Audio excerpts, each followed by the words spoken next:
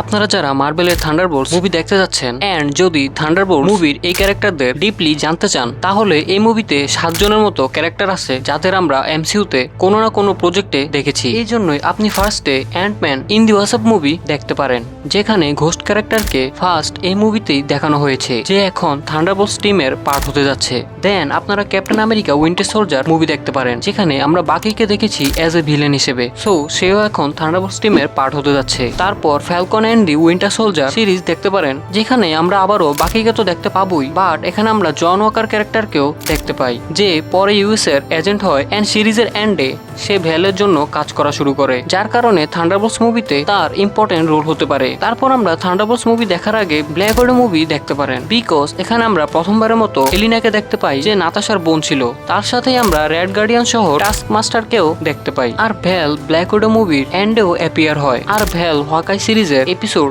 4 to 6 events K set up করে, যেখানে এলিনার একটা মিনি স্টোরি দেখানো হয়। সো এখন সে ভ্যালের জন্য কাজ করে। সো গাইজ, এই সেই প্রজেক্টস যেগুলা থান্ডারবোল্টস মুভি দেখার আগে দেখতে পারেন। ওয়েল, এই ছিল ভিডিও। যদি ভিডিওটি ভালো লেগে থাকে তাহলে লাইক এন্ড সাবস্ক্রাইব